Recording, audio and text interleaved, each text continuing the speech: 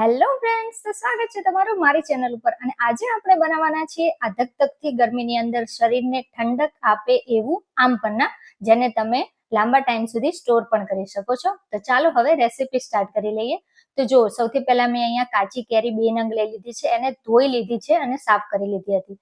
ત્યારબાદ ઉપરથી ડીટીયાનો ભાગ કાઢી આ રીતના મેં કેરીમાં કટ લગાવી દીધી છે, જેથી બફાયા પછી આપણી કેરી છે એની આસાનીથી છાલ ઉતરી શકે. તો બંને કેરી છે એને મેં આ રીતના કટ લગાવી દીધી છે. તો બંને કેરી આપણી કટ લગાવી અને રેડી થઈ ગઈ છે. હવે એક આપણે લઈ લઈશું કુકર. તો કુકરની અંદર બંને કેરીને આપણે મૂકી દઈશું. તમે જેટલી વધારે કેરી લેશો એટલી પણ ચાલે. હવે ઉપરથી 1 ગ્લાસ જેટલું પાણી એડ કરી દેવાનું છે અને કુકરનું ઢાંકણ ઢાંકી એને આપણે ગેસ ઉપર હાઈ ફ્લેમ ઉપર 5 થી 6 સીટી વગાડી દેવાની છે, અથવા તો જ્યાં સુધી કેરી બફાય નહીં ત્યાં સુધી. તો જો આ રીતના 5 થી 6 વિસલ બાદ આપણી કેરી છે સરસ રીતે બફાઈ ગઈ છે. તો એને હવે આપણે કુકરમાંથી કાઢી લઈશું અને કોઈ પણ એક પ્લેટની અંદર રાખી દઈશું. અને એને આપણે સૌથી પહેલા ઠંડી થવા દેવાની છે. ગરમ ગરમમાં હાથ દાઝી જશે, એનું ખાસ ધ્યાન રાખવું. તો જો આ રીતે કેરી ઠંડી થઈ ગયા બાદ આપણી છાલ છે એ આસાનીથી ઉતરી જાય છે. તો બસ આ જ રીતે મેં કેરીની છાલ ઉતારી લીધી છે. બંને કેરીની છાલ ઉતારી અને રેડી કરી લીધી છે. હવે આ રીતના આપણે જે એનો પલ્પનો ભાગ આવે છે એને આપણે આ રીતના કાઢી લેવાનો છે. મેં કેરીને વધારે પડતી ઓવરકુક નથી કરી, કારણ કે શું છે, જો વચ્ચે સહેજ રહેશે ને તો એટલો ખાટો મીઠો ટેસ્ટ આવશે ને, એટલા માટે સહેજ મેં કાચી રાખી છે, એટલે કે ઓવરકુક નથી કરી.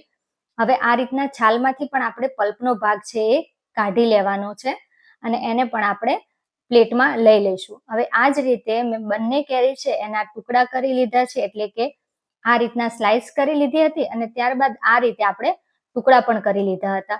હવે બધાની રીત આમપન્ના બનાવવાની અલગ અલગ હોય છે. બધાની રીત તો ઠીક છે, અંદર મસાલા કરવાની પણ રીત અલગ અલગ હોય છે. તો જો તમે આ રીતે ન બનાવી હોય ને તો એકવાર તમે આ રીત જરૂરથી ટ્રાય કરજો. હવે કેરી છે એના આપણે આ રીતના ટુકડા કરી અને રેડી કરી લીધી છે. તો આપણા કેરીના ટુકડા થઈ અને રેડી થઈ ગયા છે. તો જો આ રીતે મેં વધારે ઓવરકુક નથી કરી. હવે એને આપણે મૂકી દઈશું એક બાજુ અને લઈ લઈશું એક મિક્સી જાર. અને મિક્સી જારની અંદર આપણે જે કેરીના પલ્પના ટુકડા છે ને એ એડ કરી દેવાના છે. તો હવે આપણે આમપન્નાની અંદર વધારે ટેસ્ટી બનાવવા માટે અંદર મસાલા એડ કરીશું, જેમાં મેં અહીંયા ફુદીનો લીધો છે 1 મુઠ્ઠી ભરી, મરચા અને આદુ લીધા છે. મરચા તીખા નથી લેવાના, એનું ખાસ ધ્યાન રાખવું. ત્યારબાદ એડ કરીશું નોર્મલ જે આપણે મીઠું આવે છે એ મીઠું છે, સંચર પાવડર, મરીનો પાવડર અને શેકેલા જીરાનો પાવડર લઈ લીધું છે. ત્યારબાદ મેં અહીંયા મિશ્રી એડ કરી છે. મિશ્રી અથવા સાકર તમે એડ કરીને બનાવશો ને આમપન્ના, તો એ શરીરને વધારે ઠંડક આપશે. ખાંડ કરતા પણ તમે મિશ્રી અથવા સાકરનો ઉપયોગ કરજો. તો બસ આ જ રીતે આપણે હવે મિક્સી જારને ચલાવતા જઈ અને એનો આપણે પલ્પ બનાવી લેવાનો છે. તો જો ફુદીનાના પાન એડ કર્યા હતા એના લીધે કલર કેટલો સરસ આવ્યો છે, એકદમ ગ્રીન કલર. આપણે ઉપરથી પણ કલર એડ કરવાની જરૂર નથી પડી. અને બસ આ જ રીતના આપણો પલ્પ છે એ બનાવીને રેડી કરી લેવાનો છે. હવે મેં અહીંયા પલ્પને એક બાઉલની અંદર કાઢી લીધો છે. પણ જો તમારે એને સ્ટોર કરવો હોય ને ફ્રીજમાં, તો તમે એને કોઈ પણ કાચની બોટલ અથવા તો કાચની તમારી પાસે બરણી હોય ને તો તમે એમાં સ્ટોર કરી શકો છો. તો છે ને આમપન્નાનો પલ્પ બનાવવાનું એકદમ ઈઝી, અને આમાંથી શરબત બનાવવાનું તો એનાથી પણ એકદમ ઈઝી છે. તો ચાલો હવે આપણે આમપન્ના બનાવી લઈએ. તો સૌથી પહેલા આપણે કાચના ગ્લાસ લઈ લીધા છે. તમે કોઈ પણ ગ્લાસ લઈ શકો છો. એમાં આપણે એડ કરી દઈશું બરફના ટુકડા.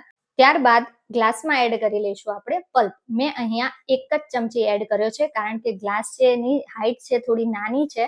જો મોટો ગ્લાસ હોય તો એ પ્રમાણે તમે પલ્પ એડ કરજો. હવે આપણે એડ કરી લઈશું ઠંડુ પાણી. હવે આપણે ચમચીથી પાણી અને પલ્પ છે અને બંનેને સારી રીતે મિક્સ કરી લેવાનો છે. લગભગ 5 જ સેકન્ડની અંદર આપણો આમપન્ના છે રેડી થઈ જવાનો છે. તો તમે આ રીતના પલ્પ બનાવી અને સ્ટોર કરશો તો લાંબા ટાઈમ સુધી, લગભગ 20 થી 25 દિવસ સુધી તો તમે આરામથી પી શકશો. પણ હા, પલ્પ કેટલો છે એના હિસાબે છે. 2 કેરીના પલ્પમાંથી આપણે અઠવાડિયાથી 10 દિવસ સુધી આમપન્ના પી શકીએ છીએ. તો છે ને એકદમ ઈઝી, અને કેટલો ગ્રીન કલર આવ્યો છે. તો રેડી છે આપણા આમપન્ના, ગરમીમાં ઠંડક આપે એવું આપણું ડ્રિંક. તો તમે પણ જરૂરથી બનાવો, અને વિડીયો ગમ્યો હોય ને તો લાઈક જરૂરથી કરજો.